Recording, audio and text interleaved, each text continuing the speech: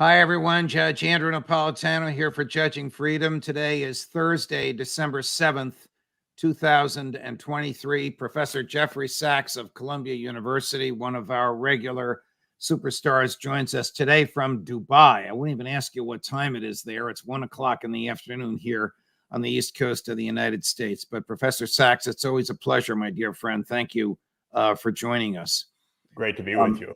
The last time you and I spoke, we were observing that the war in Ukraine is effectively lost, and there was sort of some sub rosa acknowledgement of that by elites in D.C. and Washington. I don't know if they acknowledge it publicly yet, but since then, the President of the United States has made a formal demand of the Congress for $68 billion in additional aid to Ukraine, and the Republicans have held it up for a variety of political reasons.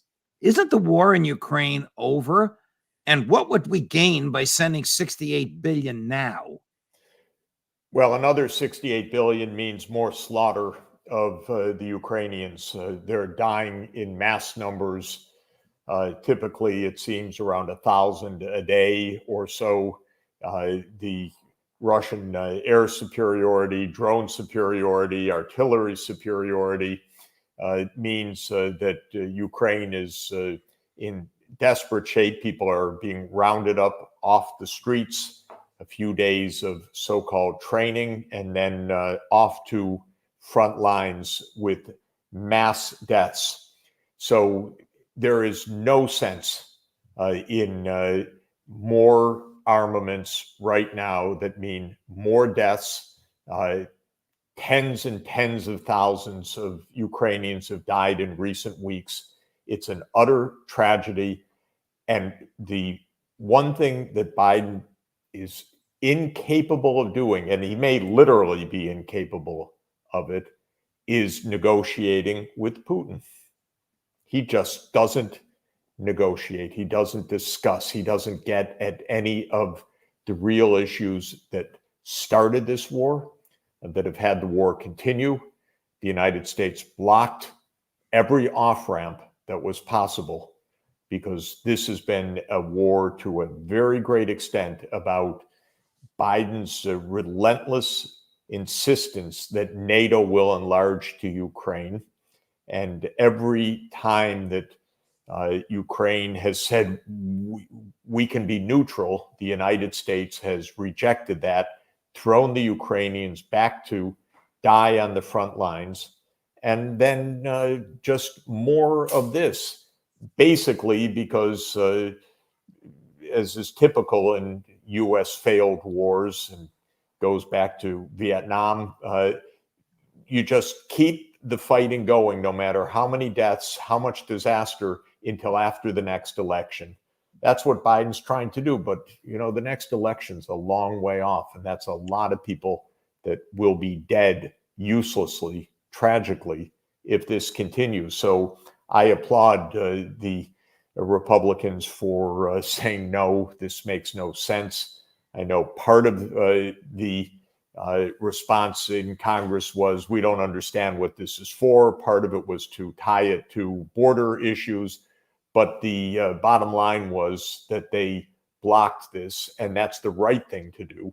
But what Biden needs to do and has refused to do is actually engage in some negotiations with the Russians. And he has not done that for a single day since this special military operation started on February 24th, 2022. And before that, when President Putin put a security agreement draft on the table on December 15th, 2021, Biden said, we don't discuss it.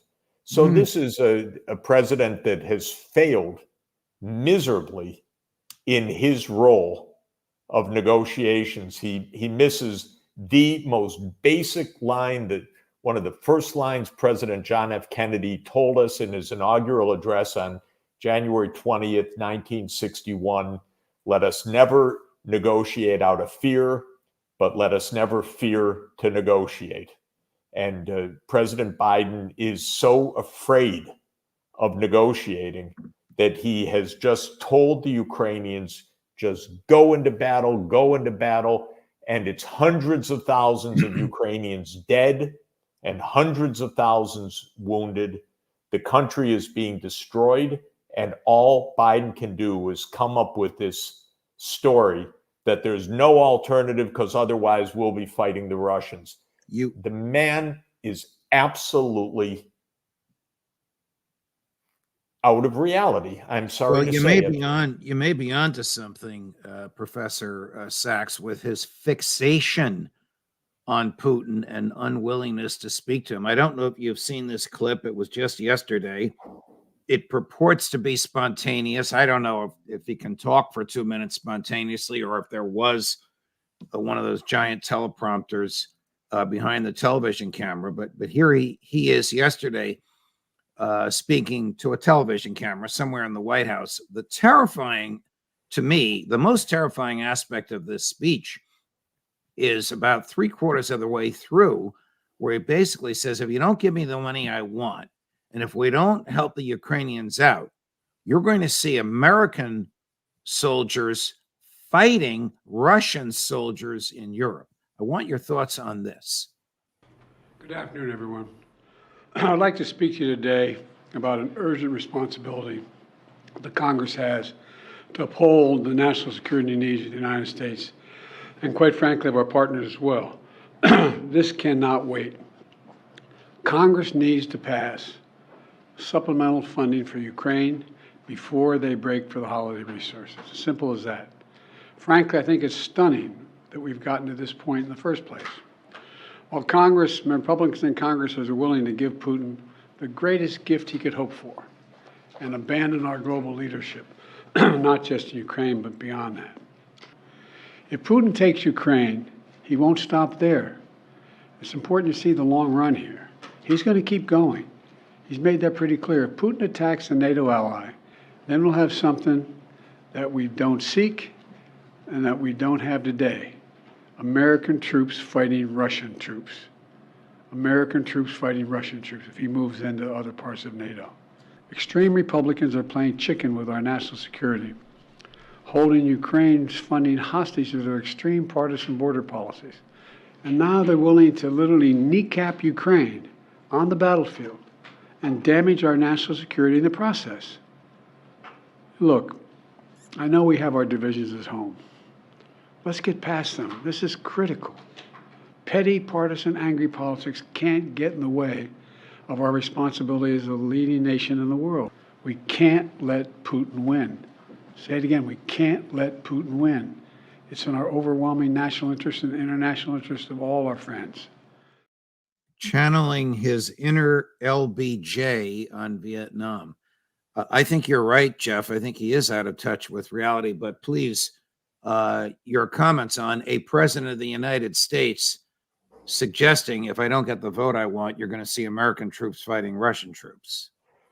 I think it's the kind of ridiculous scare tactics that go back for decades. They come up with anything to keep wars going. The domino theory, which is basically this: if we don't waste another $61 billion and tens of thousands of more Ukrainian deaths, the next thing is we're going to be fighting here, then here and here. This is exactly what they said about Vietnam, that all Southeast Asia, the whole world will fall to communist domination and so forth. This is typical. And Biden has been at this a long time. He knows that, I don't know if he knows now, he's a really old man, but he should remember the truth of all of this. Russia wasn't demanding any territory. Russia was demanding Ukrainian neutrality. That's all. Don't push NATO here. And then Biden was part of a covert regime change operation in February 2014 that overthrew a Ukrainian government that was pursuing the policy of neutrality. That's the truth. Victoria Nuland, his Undersecretary of State, was caught online saying who was going to be the next prime minister after Yanukovych was overthrown. Then came the Minsk agreements. We've talked about this. The Minsk agreements were an agreement between Ukraine and separatist regions that said Ukraine would enable autonomy for the ethnic Russian regions. And then the United States said, blow it off, doesn't matter. Even though the UN Security Council backed the agreement, Russia said, aren't you going to enforce what you have signed and you're supposed to guarantee? No. Then in 2021, Putin said, stop NATO enlargement, stop the threats to come to our border. And I know because I called the White House at the end of 2021 saying, avoid this war, stop. What President Putin's asking for is actually sensible for us. But no, Biden would not even talk about it with Putin. And then in March and April 2022, Zelensky said, okay, we can have neutrality. And they came just to an agreement until the United States marched in and said, don't sign that. We do not accept you, Ukraine, accepting neutrality. And Biden has put in more than $100 billion. It's not as if we've been sitting there doing nothing. We have armed them.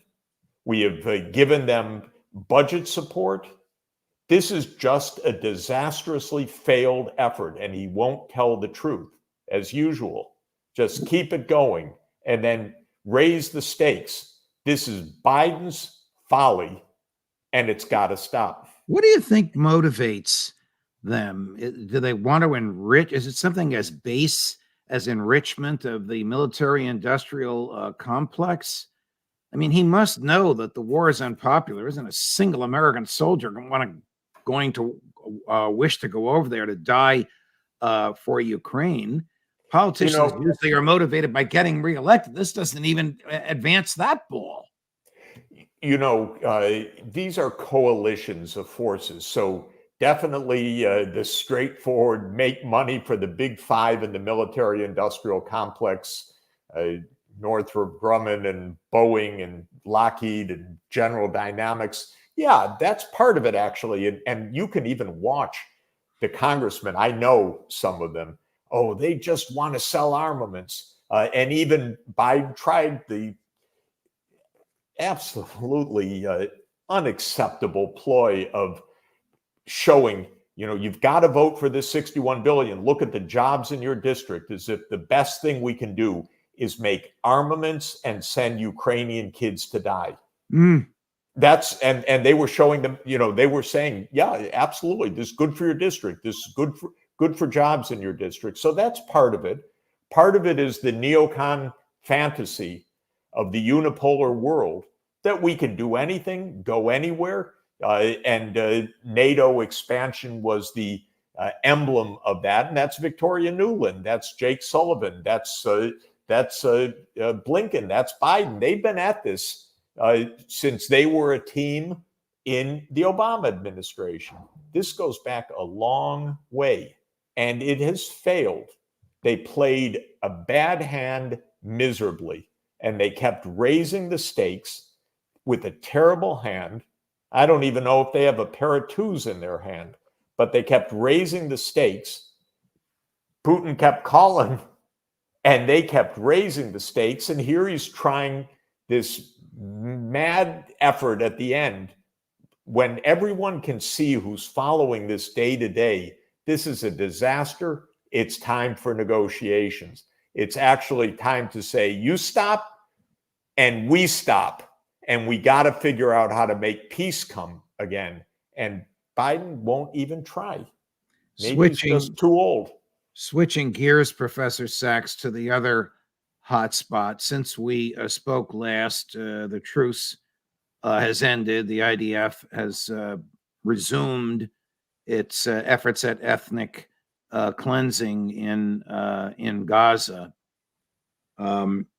Where is the outrage that you and I remember from the Vietnam years among American academics and intellectuals? You work on the Columbia University campus when you're not traveling the world. Where is the outrage amongst academics about this slaughter? Well, first of all, there's such a strong attempt to strong arm everybody. Don't say a word about the 17,000 Palestinians that have died. Don't say a word about the million that have been displaced. Don't say a word about the hundreds of thousands of homes that apparently have been destroyed in the bombing. If you say a word, you're anti-Israel, you're anti-Semitic. This is the latest attempt to silence anybody that opposes U.S. policy. From US whom is poli- this? From whom, excuse me, Professor, from whom is this don't say a word command coming? Is it just a social pressure? Is it the administration of great universities? Well, look, I'm away, but I saw in the press, read today how the university presidents were grilled by Congress. There's a lot of posturing. This is American politicians have long believed that their ticket to success is to back Israel unconditionally. And what we're doing right now is more than backing Israel unconditionally. We are the suppliers of the bombs that are killing thousands, probably by the end of this, tens of thousands of women and children, innocents in Gaza.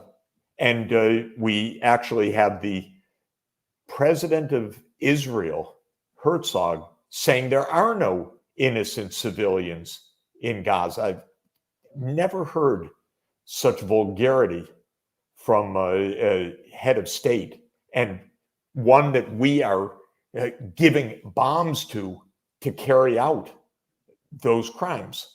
So, yes, there's a lot of attempt by politicians, by any of Israel's backers who must be pretty desperate because the whole world sees massive war crimes right now. So they're trying to stop people from talking about this reality. The young people know it. The students on the campuses see what's happening. There's a huge generational divide that has opened up because young people are aghast at what Israel is doing. And older people expect young people to be in line and shut up. That's basically what they're told. Is it the public policy? I'm using a typically American phrase here. Is it the public policy of the Netanyahu administration that Palestinian women and children are not civilians? That they somehow, by some absurd, bizarre rationalization, are combatants and therefore are fair game for the military to kill? I think that there is plenty of evidence that the intent of the Israeli government is a mass ethnic cleansing. And many legal scholars say that this is tantamount to a genocide.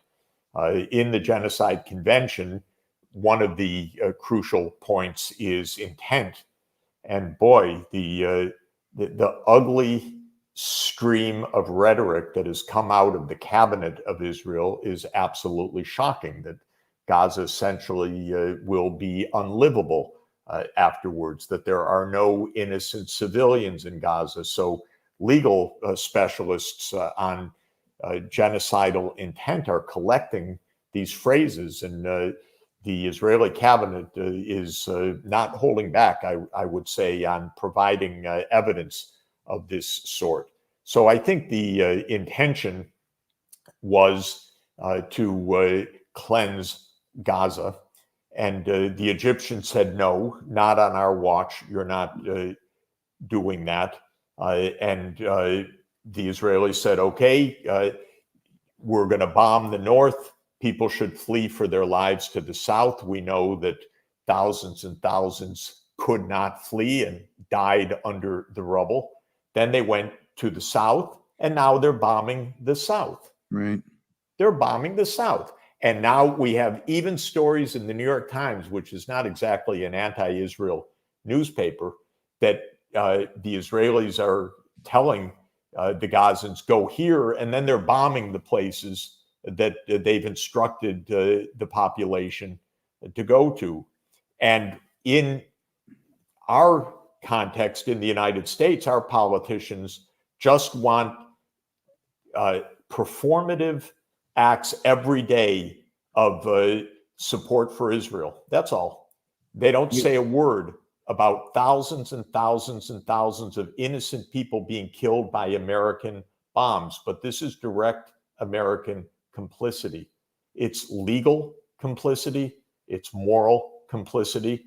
It's a geopolitical disaster for the United States.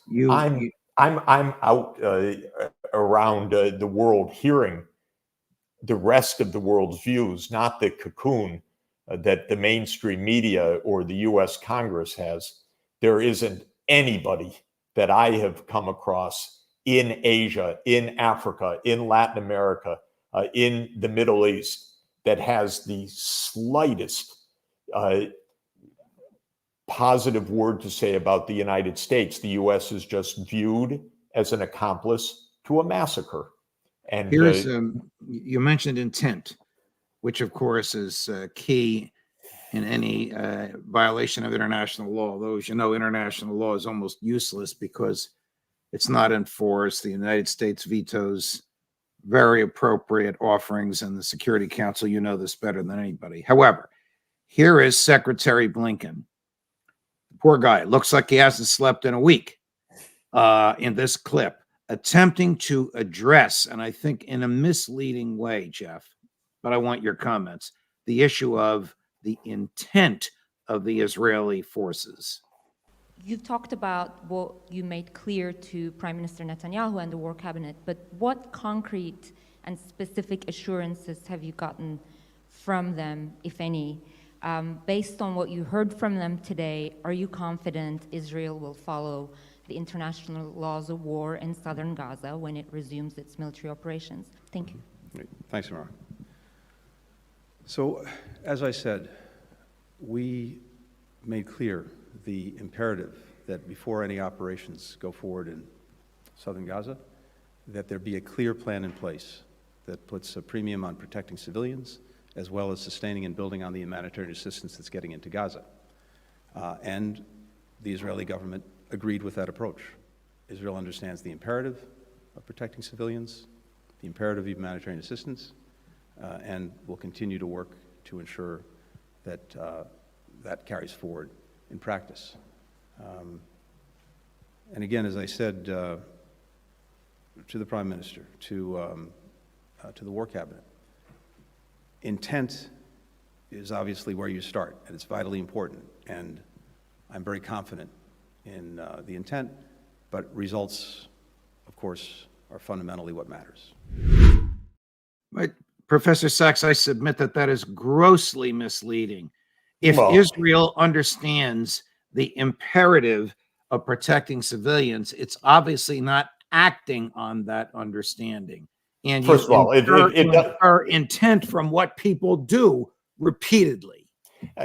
But by the way, when it comes to Israel, they're saying it. So this is clearly Blinken repeating a line by lawyers in the State Department who are urging the Israelis, don't get so far out that you are going to be charged with massive war crimes and perhaps with genocide because your intent is plainly visible. So this is a complete dodge, but a dodge that comes from some lawyer telling Blinken, tell your Israeli friends.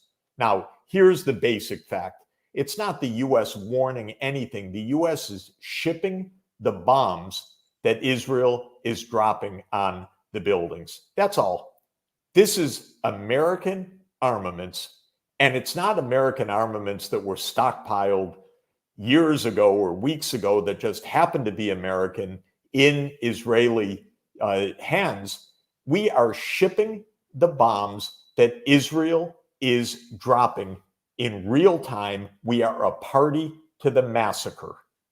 And that's Netanyahu says, what does he need from the United States? Munitions, munitions, munitions. And he's getting them in real time. So we're part of this. Blinken is not giving him advice. Blinken is giving him bombs.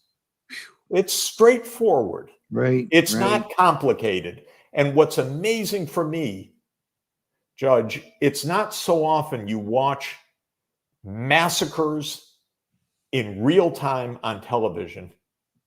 We're watching an ethnic cleansing in real time using our weapons, our funding. We are an accomplice to a mass killing. That's it. Yes. Nobody in the And- American and- government seems to understand that, and nobody's even articulating it, Jeff. No, and what is not discussed at all, because basically they're all liars from morning till night. There are other ways to achieve security. The Arab world has said very clearly that it is interested in Israeli security in a political settlement. They've said that for years. They said that in an Arab Islamic conference just a couple of weeks ago, very clearly. There's a way out of this peacefully. The point, though, is, and it's a very obvious point, the Netanyahu gangsters, they don't want a political settlement. They want Israel in full control. Again, it's not a matter of inferring intent. This is exactly what Netanyahu says, that Israel will control Gaza. So they don't want a political settlement that would give them security. They are aiming at ethnic cleansing. It's an absolute war crime. It's repeated war crimes, but the United States is a party to it. We are every day supplying the bombs that are being used in this mass killing. How do you see this ending, Professor Sachs? I see it ending actually perhaps sooner than we think, when the whole world, except two countries, says it's got to stop. And the United States shakes a little bit because Biden's approval ratings are in free fall, absolute free fall. The Democratic Party is hemorrhaging support, and the support in his foreign policy has disappeared. So maybe someone still alive in the White House to real facts knows that this is a complete disaster from every point of view, but also the only one that they really care about, which is the political one. This is a complete disaster for the administration. This will absolutely drive the American population away from Biden. And so my view is that when essentially the whole world in the UN Security Council and UN General Assembly say it's got to stop, the United States is going to have to bend to the will of the entire world. And that may sound surprising, but I think it's actually going to happen, because this is devastating for American foreign policy, but it's also devastating for Biden's politics. Do you think it's going to happen when other countries threaten military intervention, or sort of a diplomatic ostracizing of the U.S. and the Israeli governments? I think mainly the latter, mainly showing that the world is aghast at these crimes. The United States is hemorrhaging any kind of support anywhere in the world. The costs to American foreign policy, to American diplomacy, to American legality are absolutely enormous. And I think this becomes more and more clear.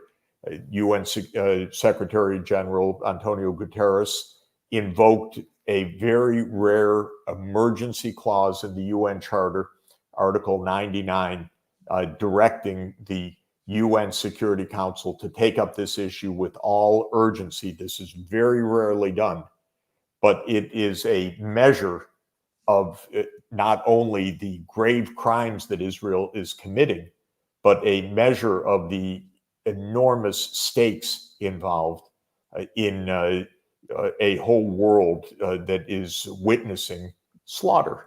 And so the Security Council will take this up this week. I am hoping that the Security Council not only will push for a ceasefire, and if the United States stands alone in a veto to stop the mass killing, it makes it even more extraordinarily clear the American complicity in this. But I am hoping that the UN Security Council will follow through on more than 5 decades of resolutions that say that the solution to this ongoing bloody crisis is a state of Palestine and a state of Israel living side by side. And for all those who say that's impossible, there's no one to talk to and so on, talk to Saudi Arabia, talk to Jordan, talk to Syria, talk to Egypt. They've just said a week ago, they say every day, yes, that is the solution. So we fake it by saying there's no one to talk to, keep the bombs going because there's no one to talk to, but there are plenty of people to talk to. There's a whole world that agrees with that. And if the United States would just get it into its head, whether it's in Ukraine or in Gaza, to have diplomacy rather than just a military approach, we'd actually find out we could get something done in this world.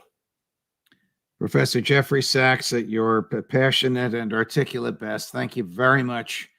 I know it's very late in the day where you are. Doesn't affect you. Thank you very much for your time and for your passion. We hope you can come back again next week when there'll be more horrible things to talk about. Let's hope we have a glimmer of good news by then, but I'll be delighted as always to be with you next week. Thank you, Professor Sachs. All the best to you. Travel safely. Wow. 2 o'clock this afternoon, Professor Michael, Eastern Time, Professor Michael Rechtenwald. 3 o'clock today from antiwar.com, Scott Horton. And thank you for continuing to subscribe. We're on the march to 250,000 by Christmas. We're right below 246 as I speak. Judge Napolitano for Judging Freedom.